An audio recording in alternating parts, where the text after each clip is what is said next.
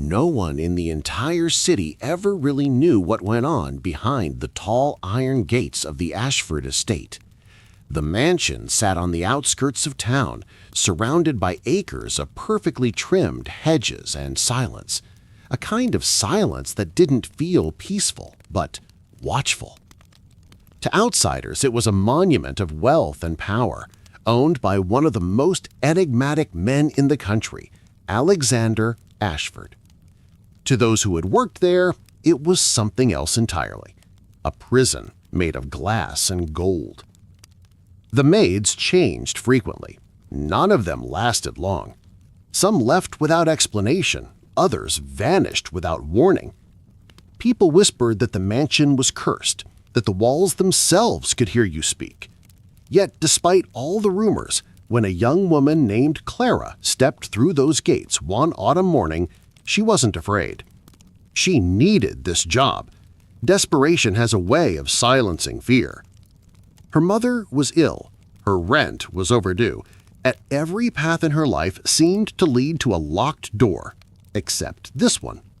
So when she was offered a position as housemaid to the reclusive millionaire, she didn't hesitate. The contract was brief, the salary generous, the rules simple, but there was one line that stood out, one that made her hesitate for just a second before signing her name. Under no circumstances is the maid permitted to enter the West Wing. She remembered the way the head butler, a tall man with a gray beard and an unsettling calmness, had stared at her as she read that line. "You will do well to obey that rule," he said. "Not everything in this house is meant to be seen." The mansion was beautiful in the way a cathedral is beautiful. Cold, perfect, intimidating. The chandeliers glowed like captured stars. The marble floors mirrored every step she took, and the paintings that lined the hallways seemed almost alive. At night, when the staff retired to their quarters, the house groaned softly, as though it were breathing. Clara kept her head down, following the rules, working hard, earning quiet approval from the rest of the staff. But there was something strange about her, something the others noticed but couldn't name. She never spoke about her past. She never wrote letters. And when asked why she came here, she would smile faintly and say, "Because this house called me." Her duties were simple: cleaning the grand hall, polishing the mirrors, and tending to the library, Alexander's favorite room. It was there that she first saw him. He entered without warning one morning, tall and imposing, his presence commanding without effort. His dark hair was slicked back, his eyes piercing yet distant, and his voice, when he spoke, carried the weight of someone who had long forgotten how to be gentle. "You're new," he said. "Yes, sir," Clara replied softly, lowering her gaze. "Good," he murmured, studying her for a moment longer than necessary. "Obey the rules, and you'll have no trouble here." But Clara had already broken a rule long before that conversation ever happened. The night before her first day, curiosity, or perhaps something deeper, had drawn her toward the forbidden West Wing. She had heard a sound, faint but unmistakable, a cry, distant and sorrowful. Against her better judgment, she had followed it through the labyrinthine corridors, the air growing colder with each step. The door to the West Wing had been locked, but when her fingers brushed against the handle, she swore she felt something move beneath her skin, as though the metal itself were alive. Now, standing before her new employer, she couldn't help but wonder if he somehow knew. His eyes seemed to pierce through her calm exterior, as though he could sense the secret she carried. Days turned to weeks, and Clara settled into her routine, but the house had a way of pulling at her, whispering her name when no one was around. She began to notice small things, footprints where no one had walked, mirrors fogging when the air was dry, a faint melody that drifted through the halls at midnight. Sometimes she would catch Alexander staring out the window for hours, his expression unreadable, his jaw clenched as though fighting something unseen. The staff avoided speaking about him. Whenever his name was mentioned, their voices lowered, instinctively. "He wasn't always like this," one of the cooks whispered to her one evening. "He used to smile, before she died." "She?" asked Clara. The woman crossed herself. His wife. Rumor had it that she had vanished years ago. Some said she ran away, others believed she died in the house. No one knew for certain because no one was allowed to ask. The West Wing had been sealed ever since. But Clara knew what she had heard that night. The cry, the whisper, the sound of someone calling her name from behind that door. And she couldn't shake the feeling that it wasn't the ghost of a stranger calling out, it was something or someone connected to her. Then, one evening, as the storm outside battered the mansion with relentless fury, Alexander appeared in the library once more. His face was pale, his expression drawn, his hands trembling slightly as he poured himself a drink. The firelight flickered across his face, revealing exhaustion and fear. "You've been hearing it, haven't you?" he said suddenly, his voice low. Clara froze. "Hearing what, sir?" "The West Wing," he said. "The crying, the whispers." Her heart skipped a beat. You know about it?" His gaze locked onto hers. "I warned them not to hire anyone new, but the house chooses who it wants." "I don't understand," Clara whispered. "No," he said, his tone softening, almost mournful. "But you will." That night she couldn't sleep. The storm outside raged, lightning illuminating the walls, thunder shaking the very foundation of the mansion. And once again she heard it, that same haunting cry, but this time closer, louder, almost pleading. She rose from her bed, heart pounding, and followed the sound through the hallways. The mansion seemed different in the storm, alive, shifting, its corridors longer and its walls breathing. She moved with caution, the candle in her hand flickering violently. The sound drew her toward the West Wing once more. The door was no longer locked. Her trembling hand reached for the handle, pushing it open slowly. The hinges groaned in protest. The air inside was icy, thick with the scent of dust and something older, something like grief. The corridor beyond was dark, lined with portraits covered in sheets, their shapes distorted by the fabric. And at the very end, a faint light glowed beneath another door. Clara stepped closer, every instinct screaming at her to turn back, but something stronger, something unexplainable, pulled her forward. She placed her hand on the second door and pushed it open. What she saw inside made her blood run cold. The room was filled with wilted roses and photographs of a woman who looked exactly like her. The candle shook in Clara's trembling hand, its flame bending under the weight of the cold air that filled the room. Her breath came out in short, visible clouds as she took a step closer to the wall covered in portraits. Every frame held the same face, the same eyes, the same hair, the same faint scar beneath the lip that she had always tried to hide. Her heart pounded so hard she thought it would break through her chest. It couldn't be.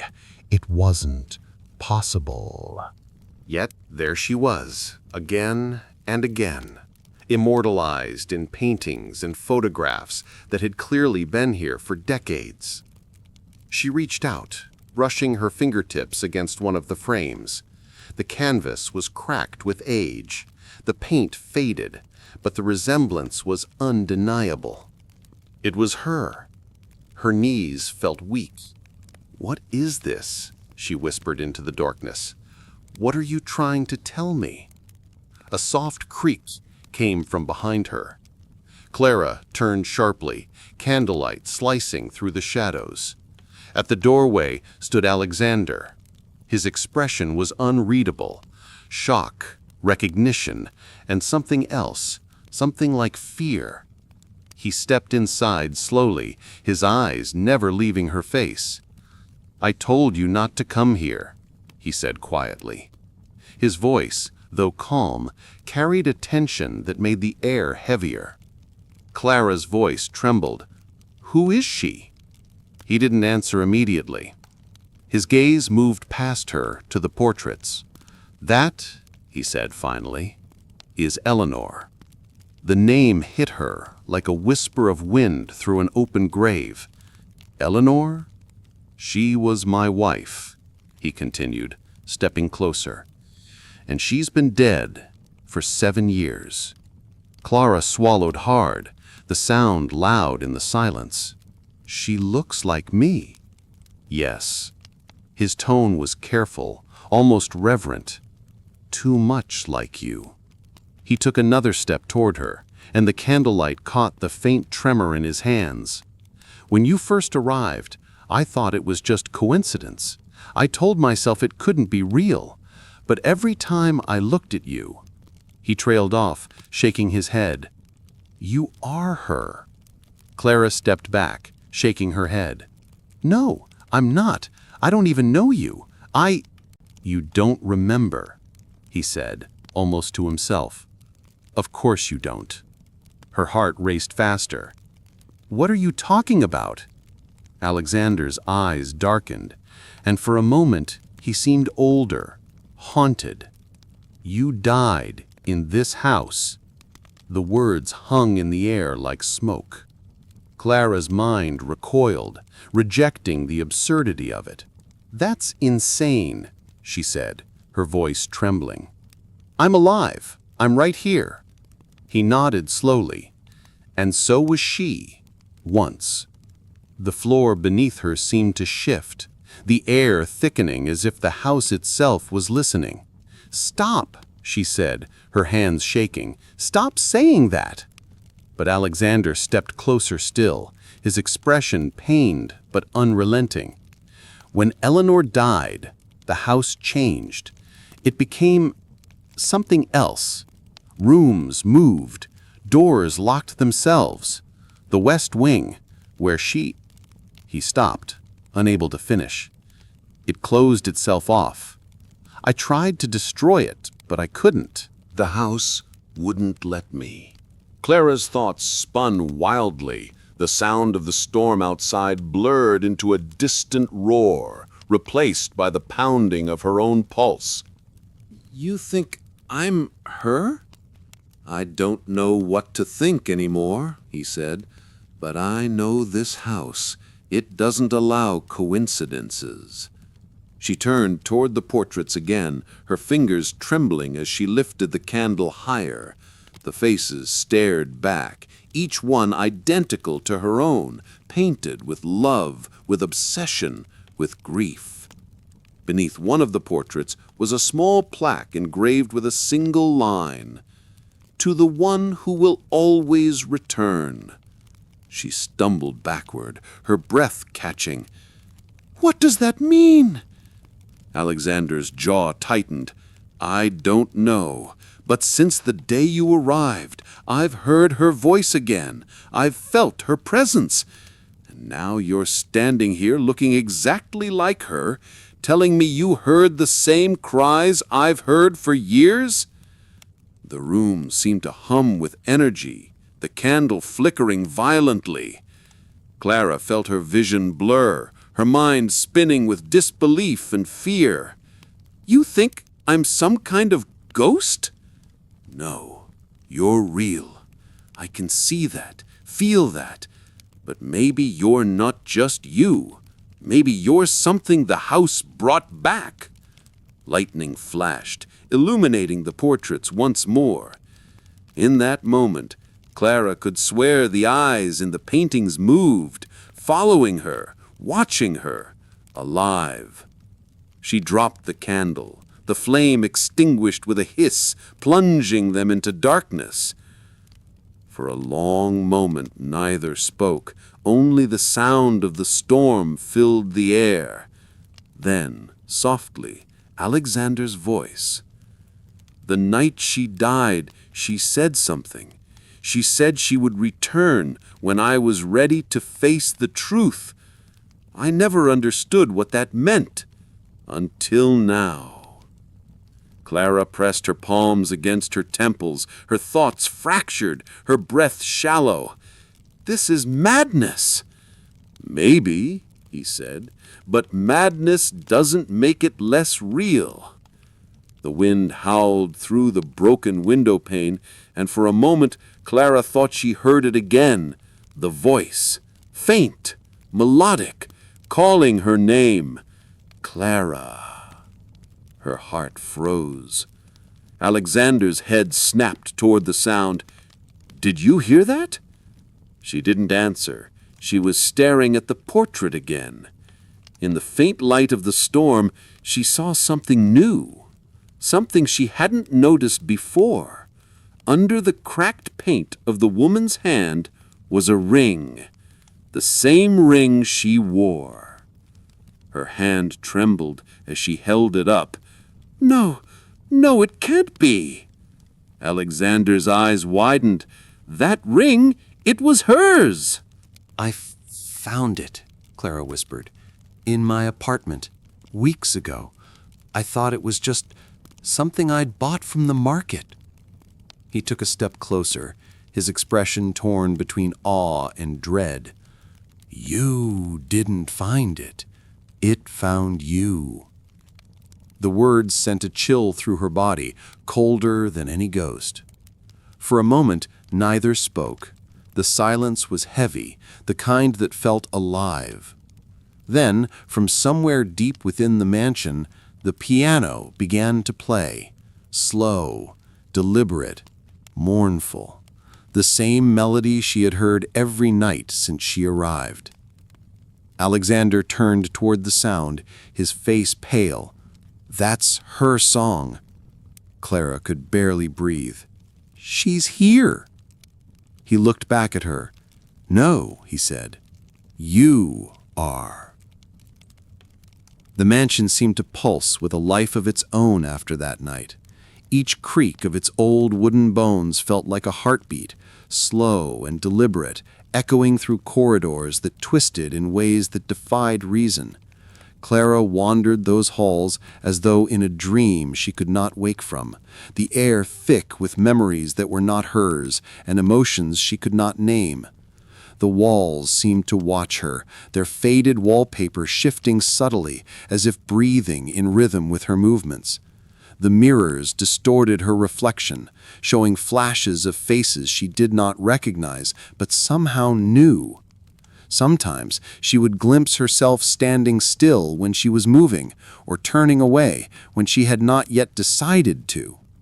The house had begun to play with her perception of self, to weave her consciousness into its own tapestry of shadows and remembrance. Days lost their meaning.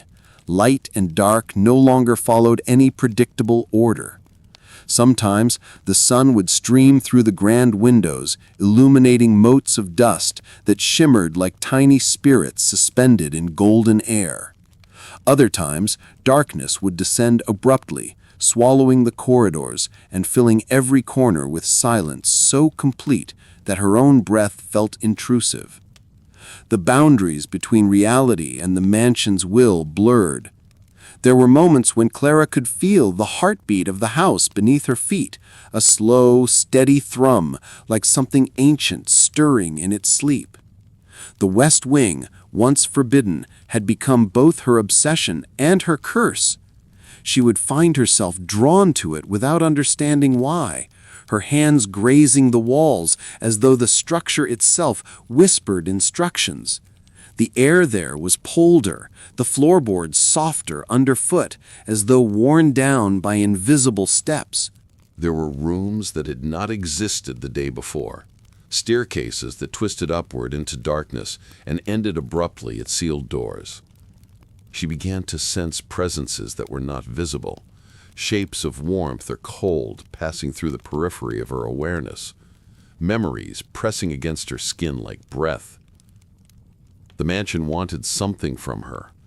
It wanted her to remember. Her dreams became vivid and disorienting, filled with flashes of another life.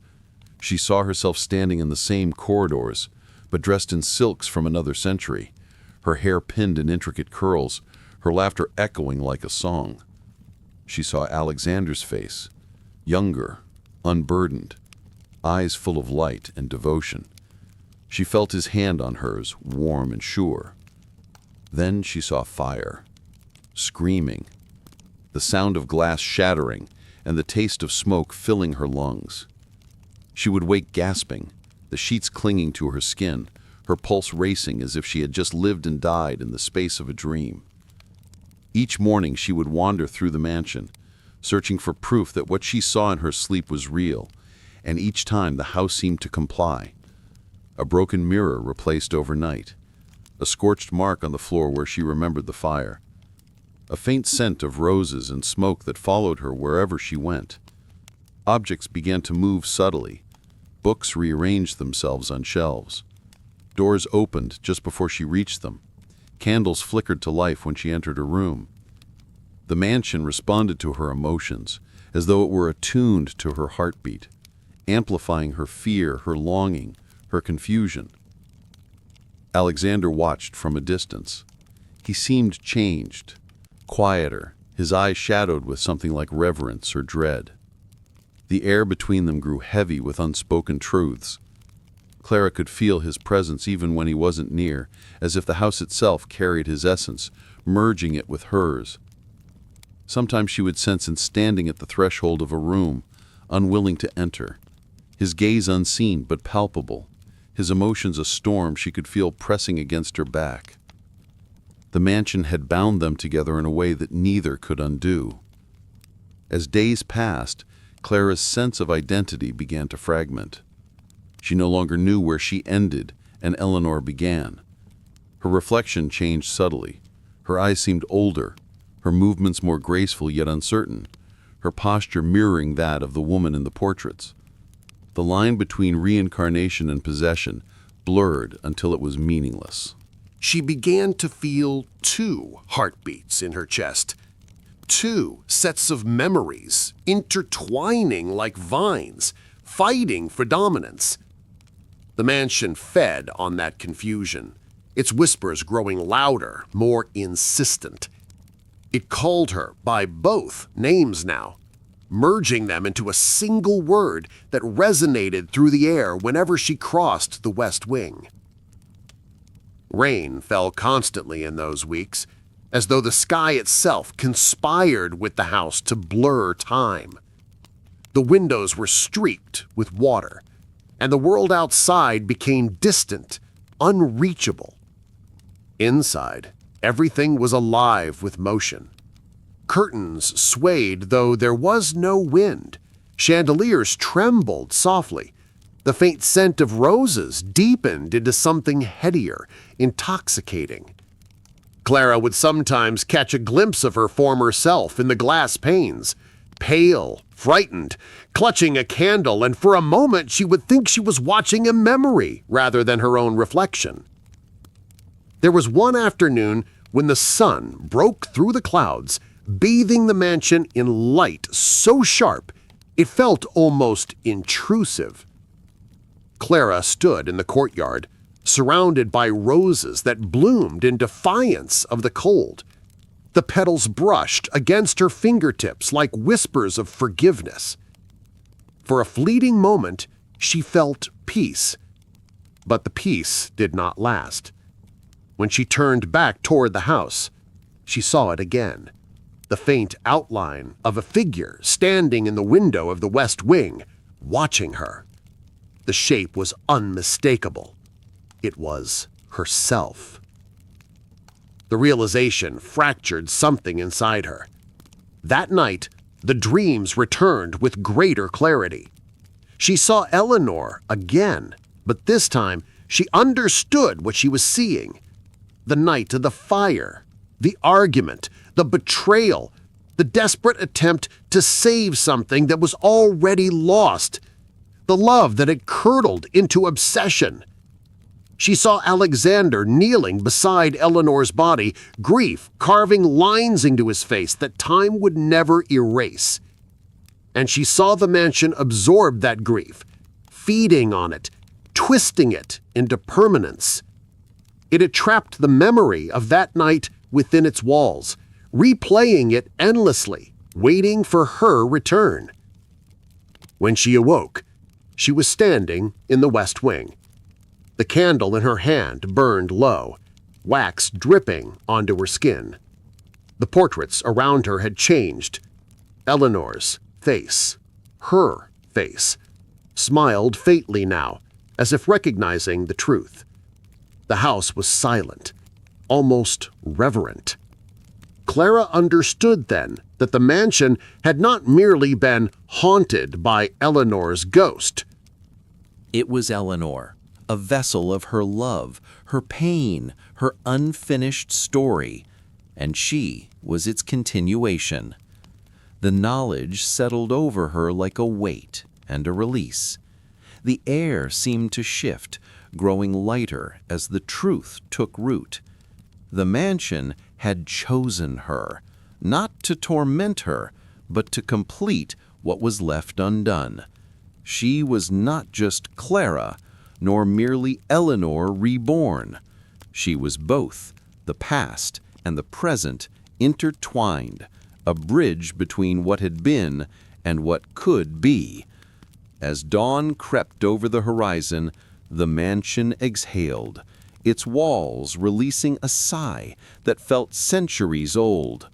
The mirrors cleared, the shadows withdrew, and for the first time since she had arrived, Clara felt the house's heartbeat slow to match her own. Somewhere deep within its foundations, the echoes of sorrow faded, leaving behind only stillness. But the peace was fragile, temporary. The mansion would never let go completely. It would remember, it would wait, and so would she. The following days unfolded like fragments of a dream that refused to end. The mansion existed now in a state between life and memory, its every surface pulsing with the rhythm of two hearts, Clara's and the one that had once belonged to Eleanor. The air carried a density that made breathing feel like an act of faith. The staff had begun to leave quietly, one by one, their silence speaking of the fear that had settled over them. Even the butler, who had served the Ashford family for decades, avoided the West Wing entirely, crossing himself each time he passed its threshold. The mansion had claimed its attention fully, centering its gaze upon the two souls still trapped within. Clara spent long hours wandering through the house, tracing the delicate carvings along the staircases, brushing her fingertips against the edges of the cold marble columns. Every texture seemed to vibrate faintly, as though alive beneath her touch. She could sense the memories locked in the stone: laughter, sorrow, anger, echoes of generations that had come before her. The weight of history pressed against her, not crushing, but demanding acknowledgement. The mansion wanted her to remember everything, not just her life, but all the lives entwined within its walls. Each night, she felt those memories seep into her veins, subtle and intoxicating, shaping her thoughts, reshaping her sense of self. Alexander grew quieter with each passing day.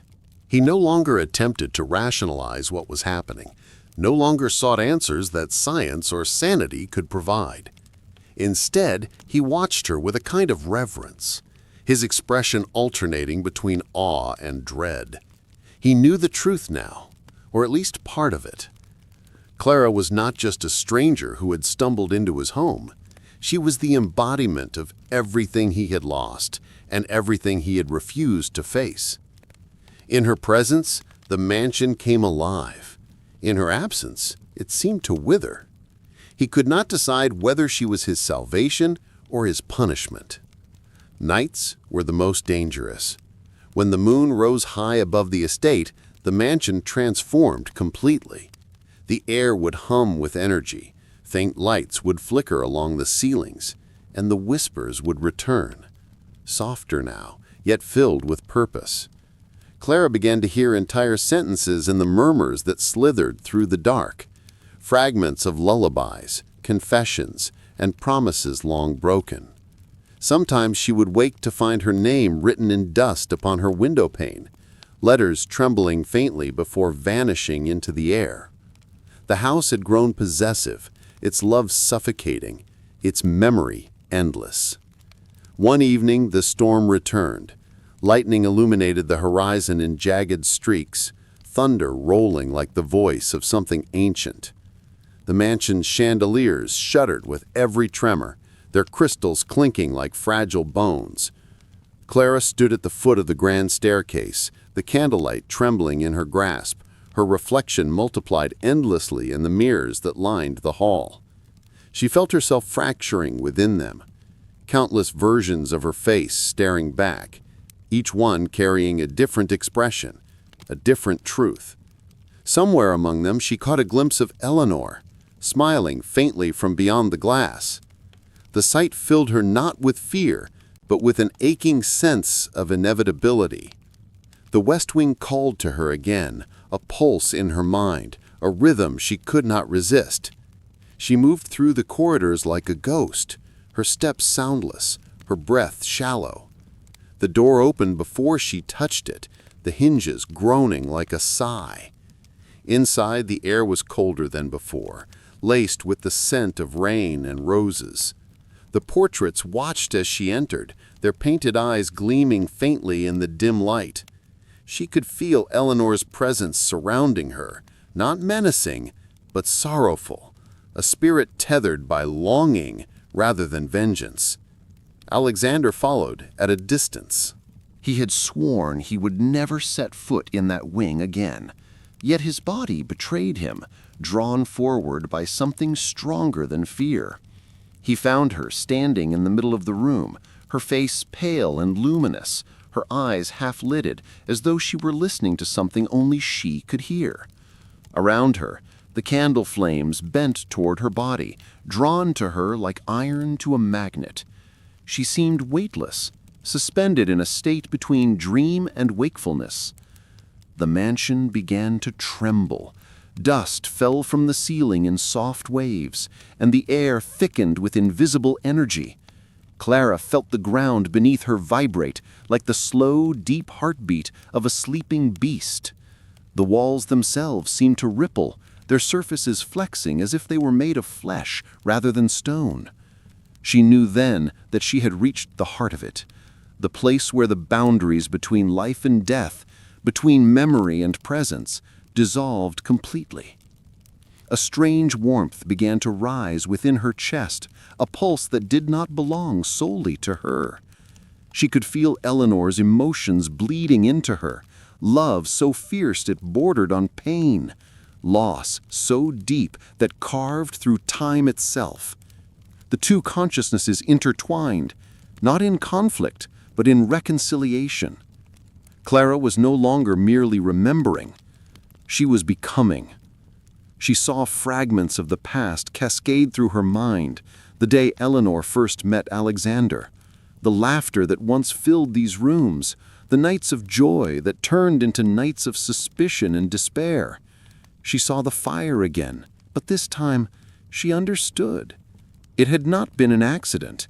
It had been the mansion itself, a jealous witness, unable to bear the silence that had followed their fractured love. As the memories unfolded, the storm outside reached its peak. Rain pounded against the windows like fists. Lightning illuminated the walls in flashes of silver, and the mansion groaned as though alive with anguish.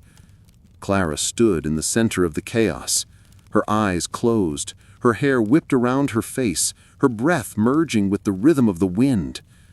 The force within her surged outward, connecting her heartbeat to the mansion's, binding them together for once and for all.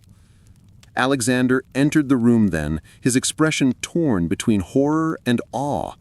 He moved closer, unable to look away.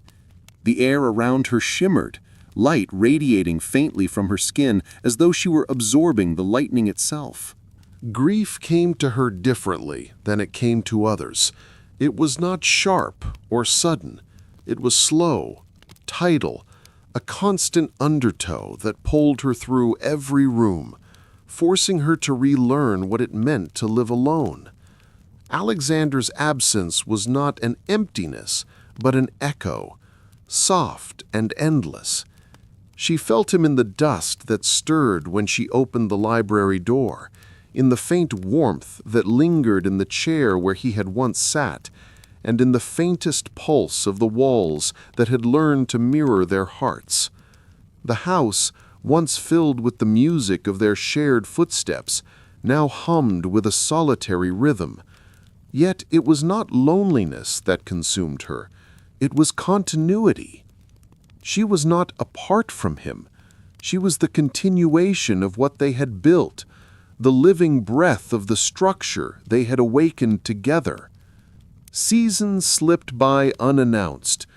The gardens bloomed and withered, the vines curling against the windows as if trying to reclaim the walls.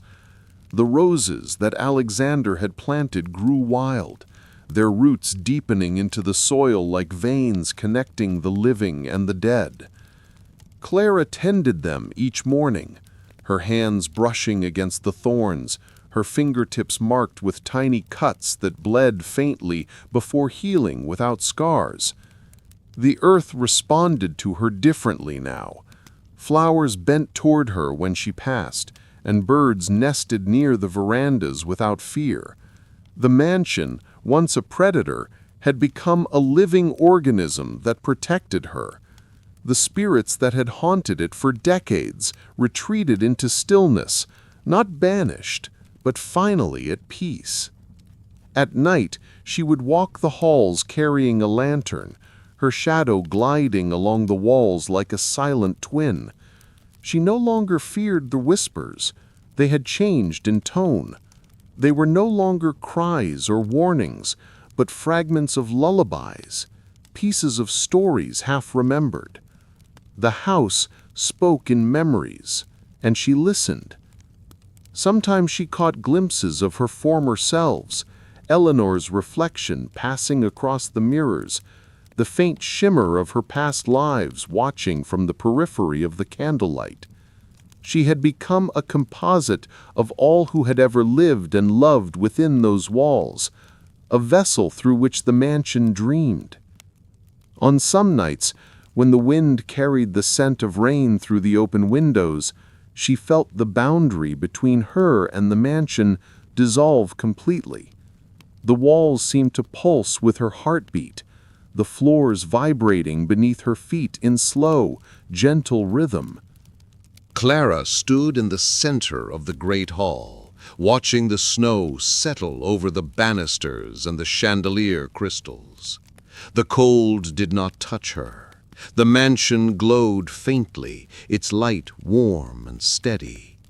For the first time since Alexander's death, she felt something stir within her chest, a sensation she could only describe as anticipation. The house, it seemed, was waiting. For what? She did not yet know. She returned to the west wing, the heart of everything, and sat before the fireplace that had been cold for years. She lit it carefully, the flames crackling to life, painting the walls with shades of gold and amber. The portraits watched silently as the light flickered across their faces. For a moment, it felt as though they all breathed together, the living, the painted and the unseen. Time folded inward. The mansion sighed. Outside, the snow thickened, covering the garden in a soft white veil. Inside, Clara closed her eyes and listened to the house hum, a deep, resonant sound like the ocean trapped within stone. The night stretched on without end, and as dawn approached, the boundaries between her thoughts and the mansion's will disappeared entirely. She could feel every creak of the wood, every drop of melting snow sliding down the windows, every tremor of the ground beneath the foundations. The house no longer merely responded to her. It was her. Its strength was her pulse, its voice her breath. And deep within the silence, she realized that this was not a curse, nor a gift. It was the natural conclusion of everything that had ever happened within these walls. She had become the guardian of the memory, the eternal witness to love that had transcended even death. The following years blurred into centuries, though Clara no longer measured them. Time had become a slow tide that lapped softly against her existence, reshaping her in imperceptible ways. The mansion no longer aged. Its paint did not peel. Its marble did not crack. The roses in the garden bloomed through frost and drought alike, defying every natural order. The villagers, now generations removed from those who had first whispered of the Ashford estate, spoke of the place as myth, a house that could not die, watched over by a woman who neither aged nor slept. They did not know that the mansion and the woman were no longer separate things.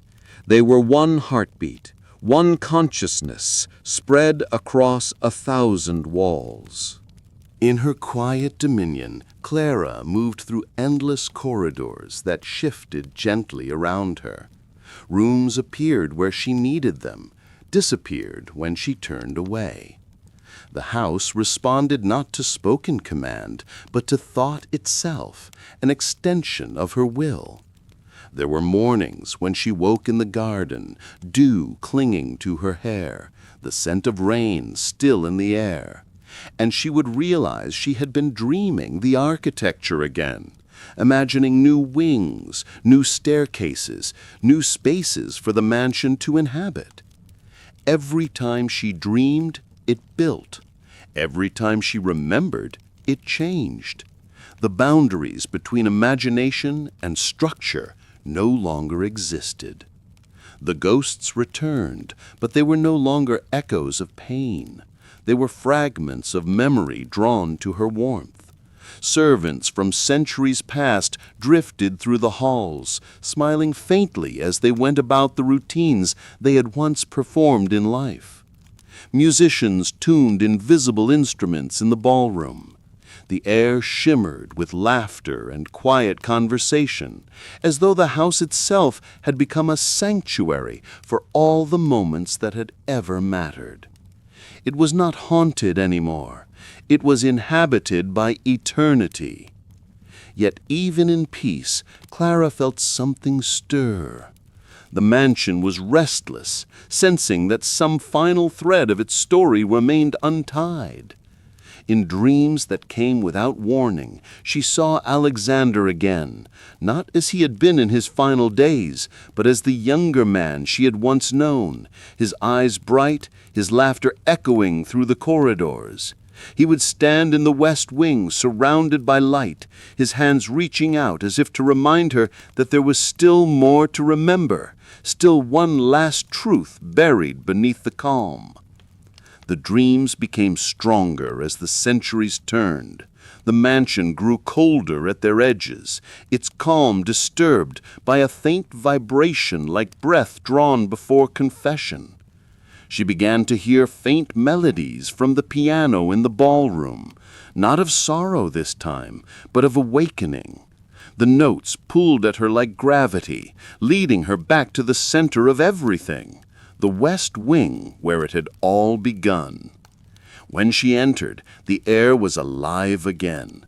The portraits on the walls had changed subtly. The eyes of Eleanor, her own eyes, gleamed with vitality. The dust that had settled for decades lifted in slow spirals, illuminated by light that seemed to come from nowhere.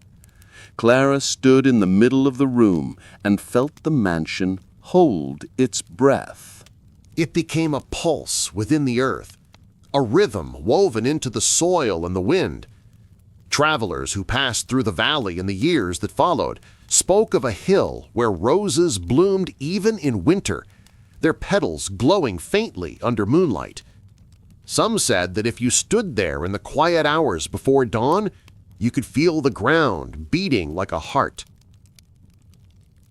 And so the story of Clara and the mansion became legend, a whisper of devotion that outlasted the walls, a reminder that some loves are too vast to die, too deep to be confined to flesh or stone. The house had finally fulfilled its purpose. It had remembered enough to become memory itself. And Clara, the maid who had entered as a stranger, had become its soul, its breath, its eternal voice. Centuries later, the valley changed beyond recognition.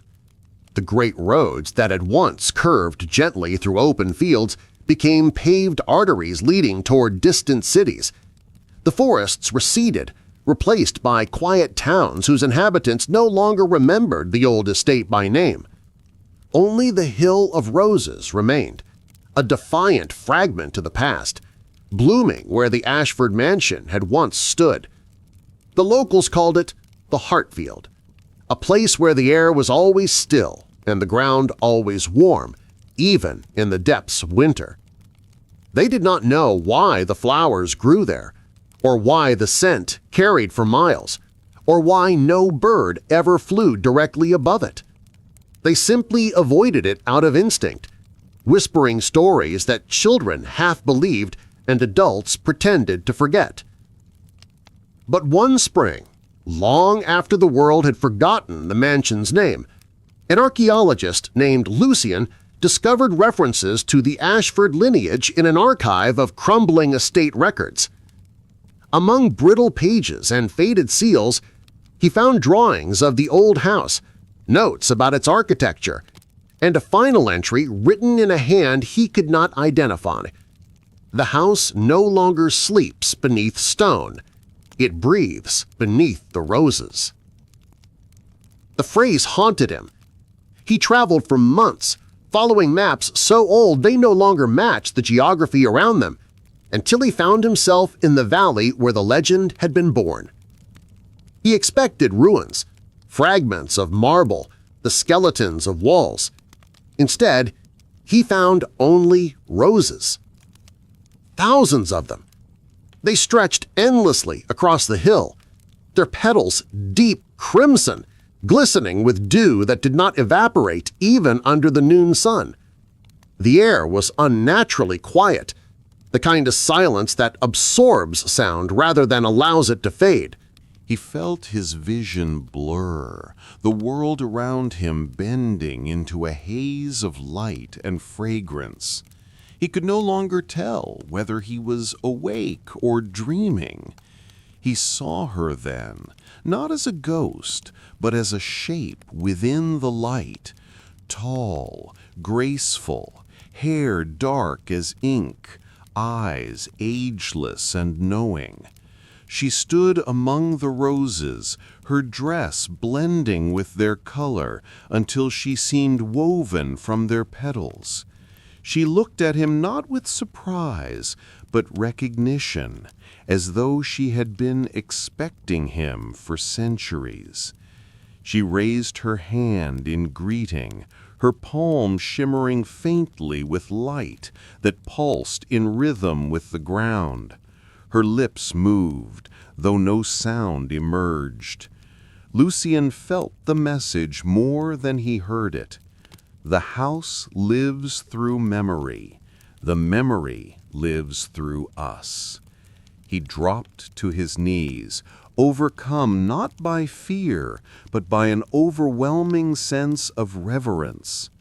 The vision brightened until the entire hill seemed to glow. Then, just as suddenly, the light receded. The roses stilled. The air cooled. When he awoke, dawn was breaking. His notes lay scattered around him, pages wet with dew, words blurred but still legible. He packed them carefully and left the valley before the sun rose high enough to burn away the mist. In the years that followed, he wrote a book about his discovery. He called it The House Beneath the Roses. Most dismissed it as fantasy, a romantic myth dressed in archaeological language. But those who read it closely noticed something strange. The ink on the final pages never seemed to dry completely, and, if held under candlelight, faint words appeared in a second hand, elegant and looping. We are still here. Back in the valley, the roses continued to bloom, season after season, untouched by time. Travelers still passed through, drawn by stories of the hill that glowed under moonlight. Some swore they saw a woman's silhouette among the flowers. Others claimed they heard piano music carried on the wind. But none stayed long. The place was too still, too alive. And when night falls, and the wind moves just right, the valley hums softly, a sound like breath moving through stone, like a heartbeat buried deep within the earth. It is the sound of the mansion remembering itself. It is the sound of Clara, the eternal maid, still watching, still guarding the secret that no one was ever meant to believe. The valley remained eternal, long after Lucien's book was forgotten by critics and tucked away into the dusty corners of libraries. The Hill of Roses continued to breathe. Seasons came and went. Empires rose and fell. Cities expanded and decayed. But the roses never wilted. They shimmered under moonlight like a living sea, their fragrance drifting miles beyond the valley, sweet, heavy, and mournful. Travelers who dared to visit spoke of a strange peace that settled over them, of whispers in the wind that were too rhythmic, too knowing to be chance. Some said that if you stood still long enough, the ground beneath your feet began to pulse, faint, steady, like the memory of a heartbeat. No one could explain why the flowers glowed faintly at dusk, or why animals refused to trample them. Scientists who sampled the soil found nothing unusual, yet their instruments malfunctioned whenever they reached the hill's center. Photographs taken there developed differently, the colors richer, the light softer, as if the film itself recognized holiness. People began to call it the heart of the forgotten house, though no one remembered where the name came from. And still, beneath the surface, the pulse continued. It was not the heartbeat of a ghost, nor of something buried. It was the rhythm of memory. For the mansion had never truly died. It had merely shed its walls. Its foundations had dissolved into the earth, its spirit merged with the wind, its soul anchored in the petals of the roses that never stopped blooming.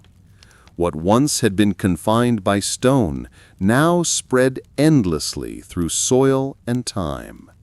The house had learned the final lesson of existence, that love, when purified of fear and grief, needs no structure to endure. Clara was everywhere. She was in the warmth of the air that lingered long after sunset, in the tremor of the ground when the storms rolled across the valley, in the faint echo of music that could sometimes be heard when the wind was right. She was not trapped, not confined to eternity as punishment. She was freedom itself, the voice that time could not erase. Through her, the mansion had become eternal, not by defiance, but by surrender.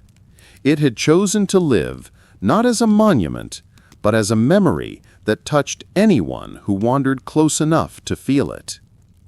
There were moments, rare, fleeting, when the veil between worlds thinned. On such nights, when the moon was full and silver mist drifted across the fields, the outline of a great house could sometimes be seen above the roses, towers rising from light, windows glowing softly, shadows moving behind the glass. Those who saw it swore it was not a vision, but a return. For a heartbeat, the mansion existed again, alive with laughter, candlelight, and music. And at its highest balcony stood a woman in white, her gaze cast toward the horizon, her hand raised as though in farewell. The sight never lasted more than a few seconds, but those who witnessed it claimed the same thing, that in those seconds they felt loved, seen, remembered. Generations later, when the valley was declared a protected site, the stories persisted. Guides refused to lead tours there at night. Artists painted the roses again and again, though none could capture their color faithfully. Writers dreamed of them, musicians wrote songs about them, and lovers made promises beside them, whispering vows they didn't fully understand. The legend of the maid and the millionaire became folklore, then myth, then something deeper, a truth that no one could prove, but everyone could feel. Because the hill did not simply hold beauty, it held presence. Some nights, when lightning forked across the sky, a faint outline of marble and glass could still be seen reflected in the clouds. Not real, yet not illusion either. Those who walked alone through the valley swore they could hear footsteps following theirs, soft and measured. And when they turned, they felt only warmth, never fear. The house had become guardian rather than predator, its memory a sanctuary for all who still believed that love could transcend time. Beneath the earth, Clara's essence stirred, not as restlessness, but as awareness. She knew the world above continued to move, to forget, to rediscover. She no longer needed form or voice. She had become the pulse of the world itself, her story rippling through generations of hearts that longed for connection. Every person who felt inexplicable peace beneath the moonlight, every dreamer who heard piano notes in the rain, they carried a fragment of her.